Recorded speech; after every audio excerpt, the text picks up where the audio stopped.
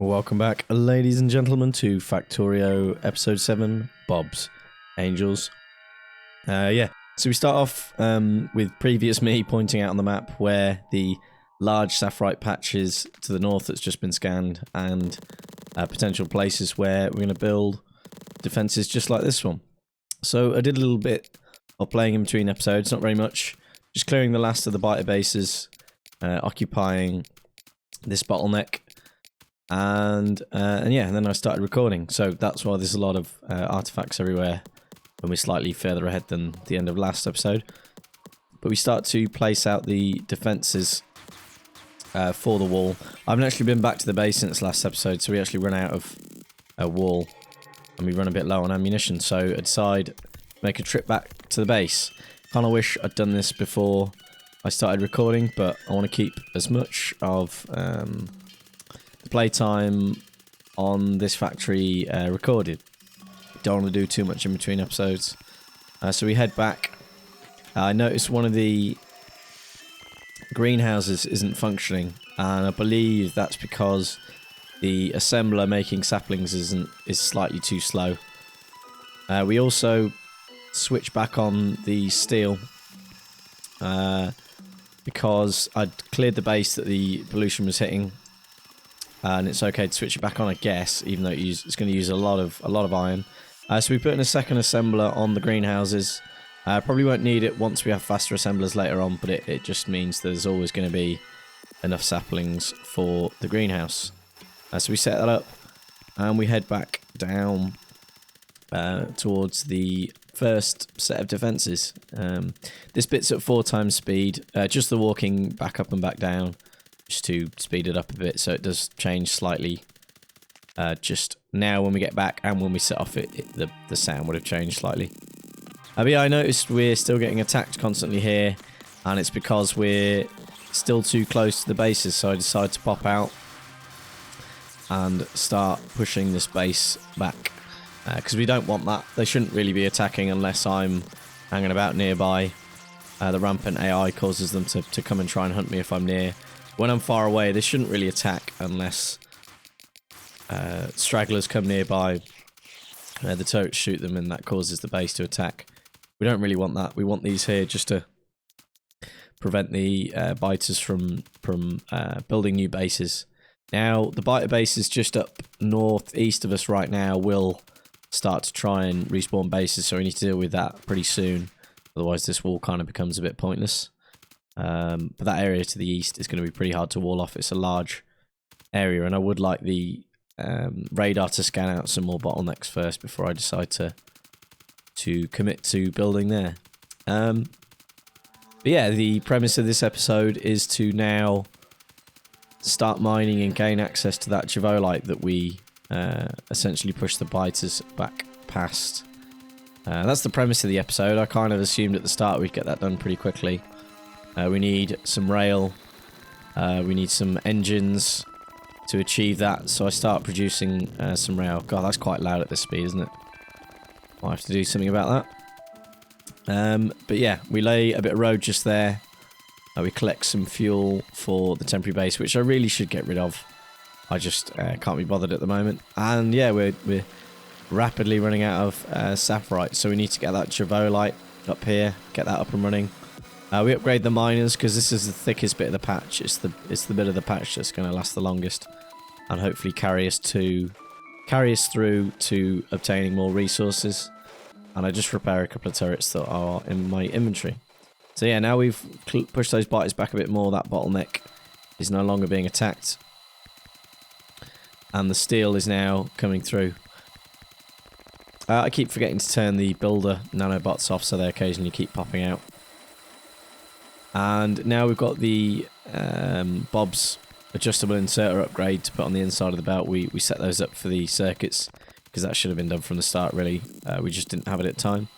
So we set up some assemblers to make some engine units for trains, because we're going to need trains to go and pick up that javolite. I don't really want to run a belt all that way, although in hindsight now, being present me, thinking about what past me is just probably would have been less hassle to do, but you know, might as well get trains up and running. Gives us the ability to access resources a lot better.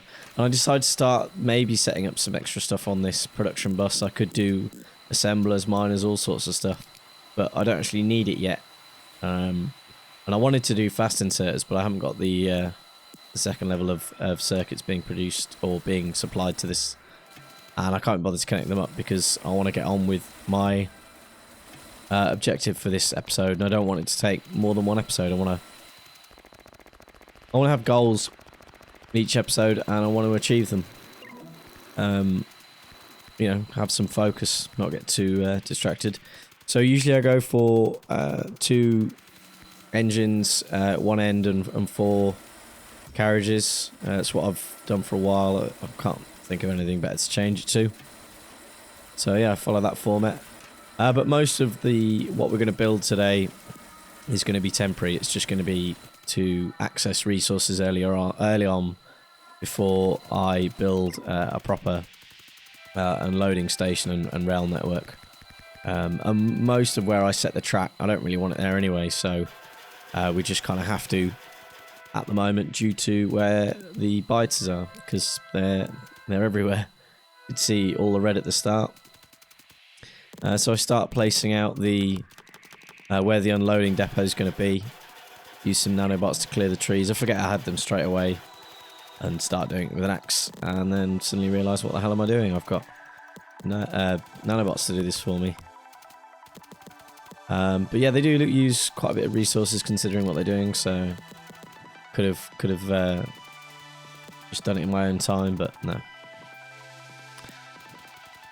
And yeah, I realise at some point while doing this that I can actually produce FAL, the automated rail layer, which is so much easier for going through trees. I just get so far before I realise. I guess I'm also waiting for some engine units to be produced because they take a little while, and I only had 1 assembler doing it. Because we need 20 per train, I believe. And I don't think the file unit or file module takes too much resource to produce. So yeah, if I left the line where it's going right now, it's going to get away of future factory. So this is completely temporary. It's going to be a single track line as well, which I never do. But yeah, it's simply to get the Givo up here. Givo, like, sounds a bit dodgy calling it Givo. Yeah, I won't keep doing that. So yeah, we go and pick up some engine units. We've got enough for 1. But I'm just shy of about 5 units for the next one. So set up some more research. Get some chests produced for unloading. Probably don't need to go to the extreme of building a full station, but I kind of feel it would be silly to do anything but. And we get some fast inserters set up. That's going to be the quickest way to unload a train at the moment. We get the first train set up with the file unit, so we're at least ready for that. And at some point, I've clearly already done it, I get some large electricity pylons created so we can lay the power down to Javo-like mining. And yeah, we collect a bit more resources to manually create some rails, so we'll get some automated at some point. Just don't know where on the bus to put them, because I don't take stone down the main bus. That goes down the Bob's sub bus, and I don't really want to produce them down there either. I think what I usually do is just keep manually producing them until I can get it botted. So we get some rails set up at file, and we get going, and we hit a turret immediately. But file's great for going through trees. Now, normally I would get away with going this close to biters with rail, but I realise at some point that I trigger a huge attack, and they immediately go and trash all the rail that I've started laying.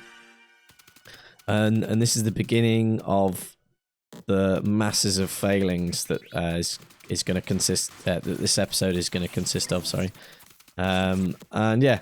I realise rampant AI isn't going to let me get away with what I would normally do on a vanilla game or vanilla AI. So I decided to do some more pushing, destroying of bases. I didn't want there to be much attacking in this episode because it was pretty much the entirety of the last episode. It all just consisted of pushing bases back, basically. And I didn't want that this episode, but I don't really have a choice. If we're going to get this Javolite down, we need to push these bases back. And we get attacked quite considerably.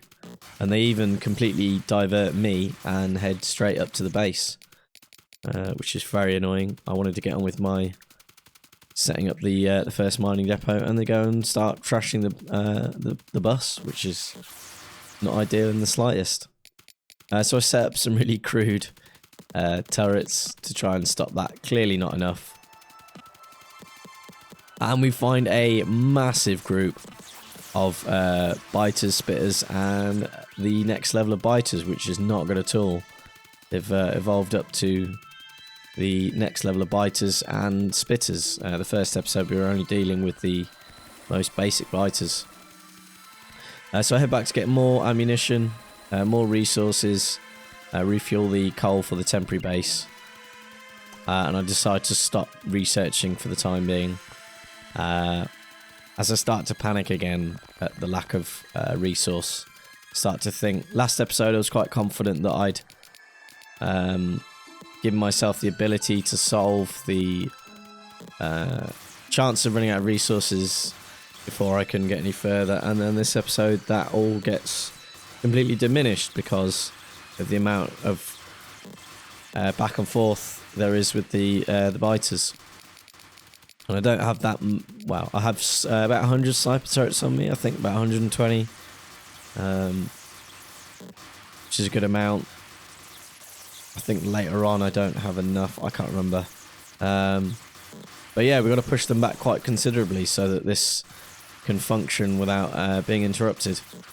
And without me having to constantly rearm turrets once it's left to be up and running on its own. And another group of biters sneak off up to the north to try and screw the base over. The crude defences I'd set up does push them back initially. So we keep pushing. Could go back and sort it out, but I assume that it's going to be strong enough and carry on pushing into this base. Quite a considerable base. I don't know where it starts and where it ends, but we keep going. Keep pushing them back. Eventually we're going to have to deal with a large portion of this patch of biters. At the start I crudely pointed out where I'm probably going to put the perimeter defences, and that's a lot further down this kind of strip of land. So we're going to have to deal with that at some point. Need to work out a way that I can do that quite quickly without there being episodes and episodes of just biter killing. But it is fairly entertaining to watch. It's a lot less tedious at this speed than at normal speed, having to place out turrets and then go and take them down again. So yeah, we're going to add some more turrets up north to protect the bus because they attack again. Very annoying. And yeah, they keep attacking the turrets down here. And I run into a little group that kind of run straight past me and ignore me. So yeah, we go back and pull back some of the turrets. I think I miss a few and they get trashed. They get absolutely swarmed, but they're the ones hidden behind trees that get chucked out in a rush. I do notice a couple. Try and grab them. I believe, is that the last of the pushing? I can't remember. I believe that's the last of the pushing there. I might push this next base back because it's still too close. Because they just keep trashing the track of the power. And unless I sort it, this isn't ever going to work. But we need to get the Javolite up as soon as possible because we're running very low on iron. And this also gives us access to a nice infinite coal deposit there. And there's another huge attack up on the line, but I leave it. I want to get this station set up. And I realise there's no way I'm going to get the station to fit here yet. With the size of train. If I'd gone for 2 engines and 2 carriages, it probably would have been alright, but no. Stuck in my old ways.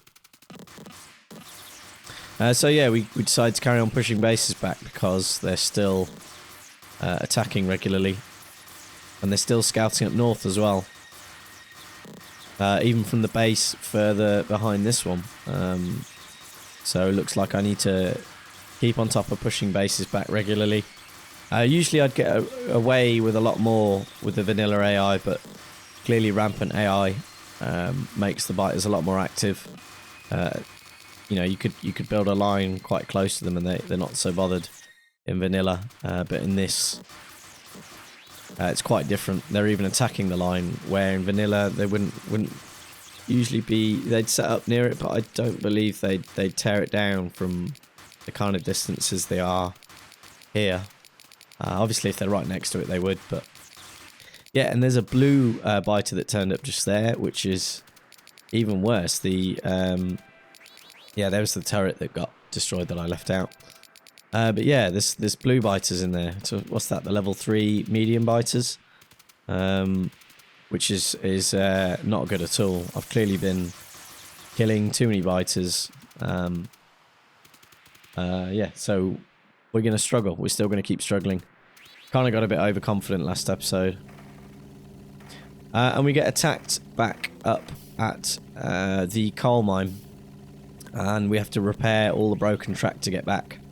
Because the train would be the quickest way back if this wasn't all broken. But we head back, hop out, careful not to get run over, and they pretty much destroyed all of the coal mining by the time we get there. So we go deal with the base that caused that problem, which includes some large worms, which is not good at all.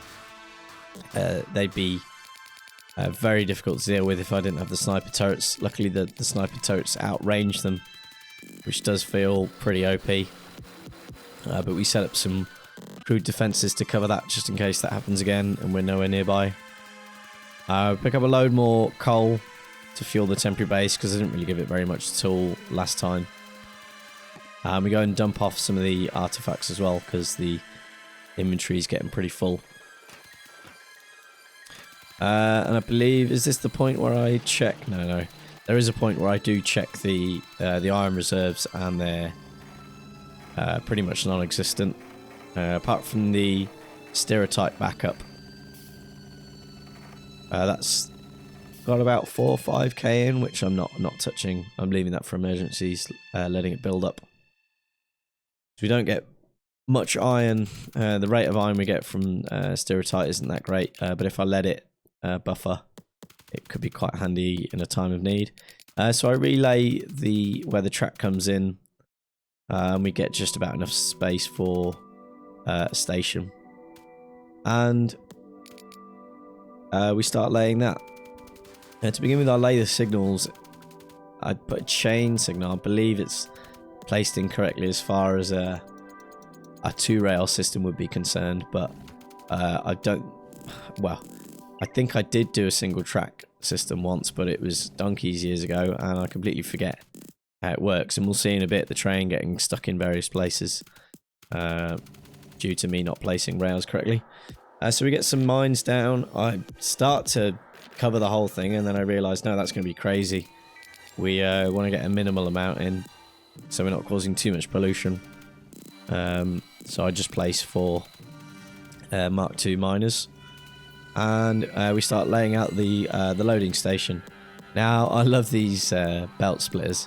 For some reason, they're really satisfying about how they're laid out, about how they work. I quite like them.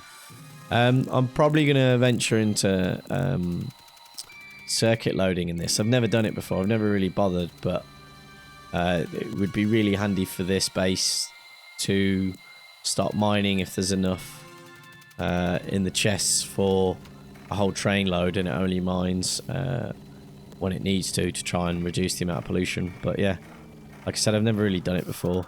Yeah, and this crude connection into the rail system is going to be temporary. I wouldn't normally connect it like this. I like to have it connected at a central point that I can switch the whole external part off. But yeah, we deal with a little straggler worm base there that's soon to spawn a biter base. So we hopefully, well, we dealt with that before it became a nuisance, and hopefully we can try and keep on top of that in other places. There's a few small bases that have popped up around the factory that I'll need to deal with. Might do it at the start of the next episode. I might do it in between recording. I don't know. Don't want to do too much outside of recording, even if it is a bit tedious. But yeah, we keep getting nagged down there by the biters. But now I'm back up here. I believe the biters stopped. We don't see any more attacks. Or at least we see very few. It's not a constant flow like it was earlier.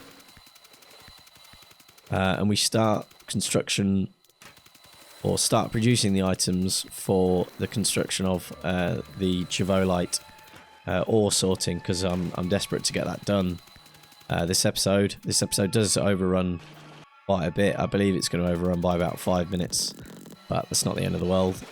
At least we pretty much reach our goal by the end of the episode. So yeah, we lay some trek out to deliver the resources, and I start on a pretty crude unloading depot, but it is going to be able to receive delivery of any resources apart from oil at this one depot without using bots. It's kind of like a bodged Omni unloading depot. Thanks to the loaders. I quite like the loaders for this. I wouldn't normally do this with filter inserters because to get enough filter inserters off a warehouse to fill, what is it, 6 different ores, wouldn't really make sense with filter inserters, but with loaders it is possible because you can filter with them. Still think that loaders are a little bit OP, but it is nice playing with them. Like here, it can be very, very space efficient. I probably don't need all 4. Well, I guess I do need all 4 putting into the warehouse for a later date. Not so at the moment, but so we run out of the next level of circuits for stuff for the ore sorting thing. I think I got it for, but we get placed what we can, and we now have the medium electric poles, which is great. But I placed them slightly out of place for that last sorter. But once we get some next level ones, that's not going to be a problem. I'll be able to get them in line. And this is where I first discovered that there's no path to the station, and to begin with I'm like, well, why not? You know, you should be able to get there. Then I think it's this loop here. It's thinking itself is on the track, but that's not the case either. Basically just not to set the signals up for a single line 2-way track. So I head down. I first try placing these like I did before. Do I head back? Yeah, I head all the way back again. And I think, is this where I realise? No, I decide, oh, let's do something else. Let's sort out the rubite mining. And then I finally realise we need to allow it to go both ways on the single track. And then I realised that the train's not going to be able to get back now, and I'm going to be stuck having to walk all the way down to get the train to come back, because there's no way, unless I go and place some signals to get it to come back. And yet again, I forget to turn off the construction nanobots. Try and get a bit more road placed, and I screw that up as well. Basically, I just get really distracted and start wasting a lot of time I could have used to finish off getting Chivolite sorted. So I gather the stuff to get another train produced, because the quickest way to get back down there is on another train. I don't think I do that yet. I think I carry on getting the unloading sorted so that once this is running, we're ready to unload. Then I try and send the train back, and it's confirmed that it's stuck. So I get those 2 trains produced, and we head back to hop on and go and rescue the other train. And I was careful here not to slam into the back of the other train, because I was driving it manually. That would have been very easy to do. And I let the train off without Remy to get in. And I realised that you can ride in the back of the carriage. I didn't know you could do that. and we unload our first delivery of Javolite. And we need to adjust the inserters to put on both sides of the track. But yeah, we've achieved our goal for this episode. We have Javolite coming in, and I start the final placement of the sorting area. This has overrun to 25 minutes, but it's not going to be a massive problem. But yeah, that's going to be all we have time for. I just finished the episode off placing the power poles for those or sorting facilities. But yeah, I hope you have enjoyed. Thank you so much for watching, and hopefully see you guys in the next episode. Bye bye.